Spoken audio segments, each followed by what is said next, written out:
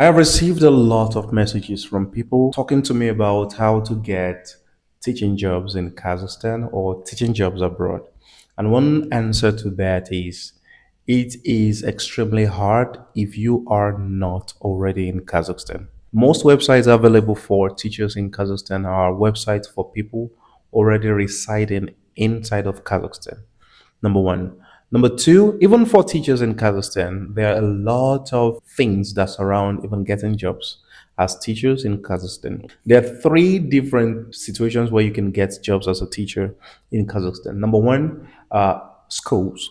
Oh, let's start with public schools. The probability of people getting jobs in public school is next to zero. Schools prefer their people to work as teachers. And one thing is that the budget for schools, as well as government's budget for teachers, might not suffice for an international teacher. So in that situation, public schools don't really employ a lot of public international teachers. They just go around with their native teachers and give them the best. And trust me, we have a lot of native teachers. By native teachers, I'm talking about Kazakhs and Russians that speak impeccable English.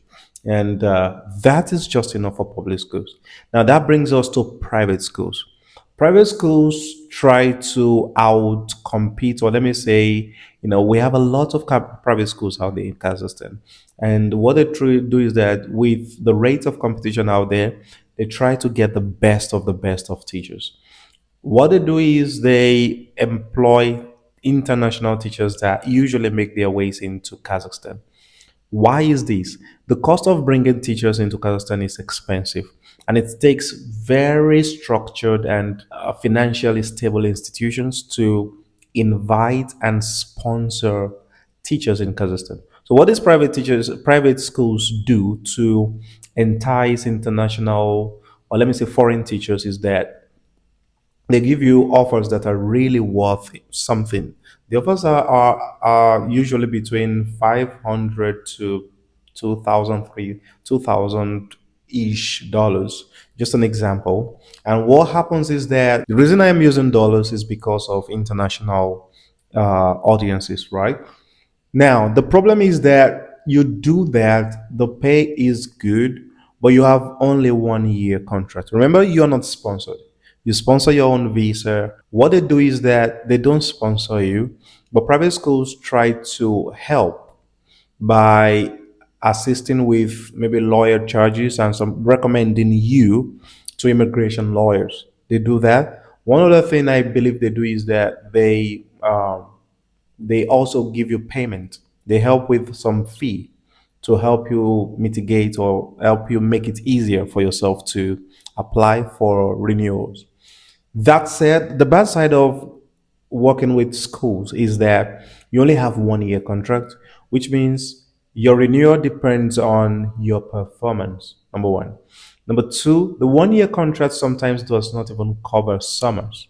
So which means you only get paid for maybe 9 months, or June, July, August usually is not paid.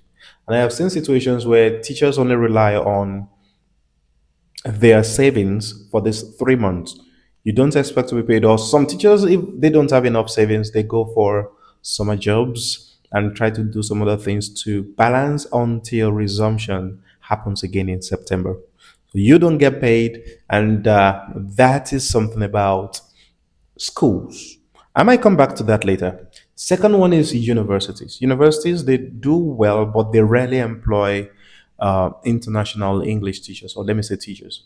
We have other teachers. We have biology, physics, and other teachers. These schools, these universities, when they employ people, they treat them like royalty.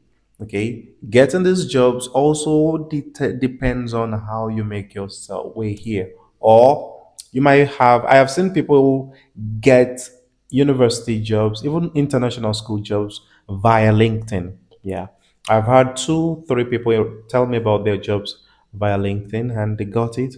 And these universities helped them come into the country. These universities have international. These universities have international relations office.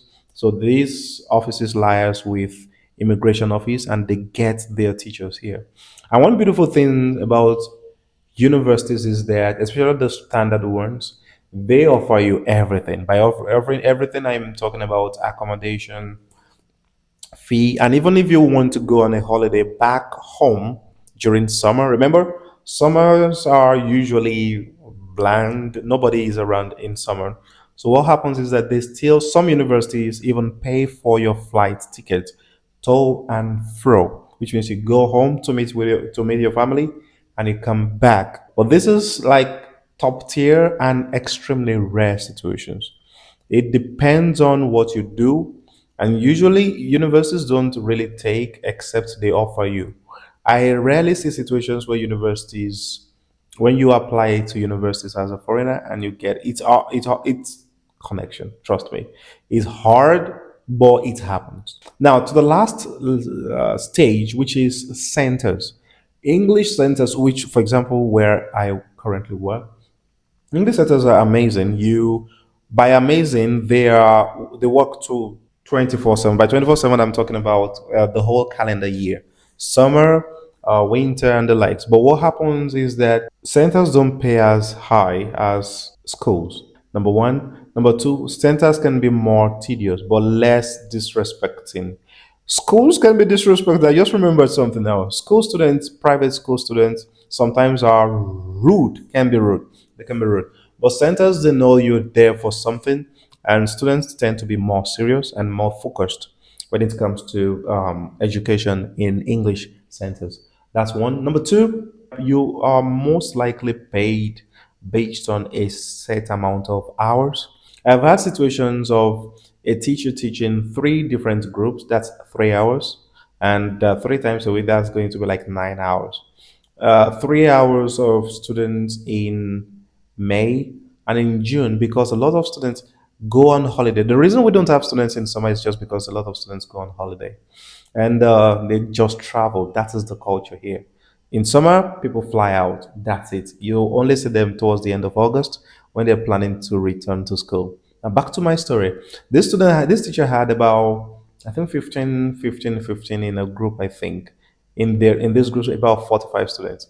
At the end of the day, a lot of students traveled, and she had maybe two, three, four, two, three, six, something like that. All of them not up to 10, let me say. And what the disadvantage of that is in centers, they just merged everything together. They merged all of them together. And now the teacher's number of hours has dropped from 9 to 3 a week. So in that type of situation, the fee is fixed, but it's also a disadvantage to the center. Of course, there are no more students, right? So summer affects a lot of people as teachers. So teachers are this type of people that they tend to, in Kazakhstan, they tend to save over summer and work it through. Sorry, they save over winter, autumn, and spring, and they survive summer. So summer is the survivor. Summer is the winter. Summer is the new winter here.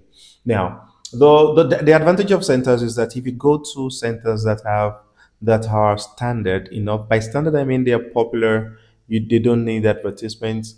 Students keep gushing in, and they have absolutely no problems. They survive summer and nothing bad happens.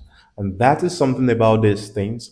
If you are somebody interested in teaching or teaching in Kazakhstan. I think I made another video about teaching, but the most important thing is that you need to be very qualified. You need to be very qualified. There are a lot of educational academic checks. Even parent asks for your certificates. You need your background, especially for schools.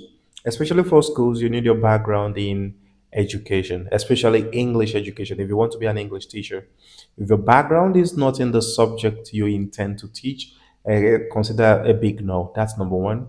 Number two, again, is that you are tested all around. You are look. Can you see the frames behind me right there? That is what your value is placed on. If you have a lot, especially in centers, if you have a lot of students, how successful are these students? How well are they doing? Okay, and how well have you helped them in terms of mentorship, in terms of other things? And this is the stage we're in as teachers in Kazakhstan. So that's all I have for you today.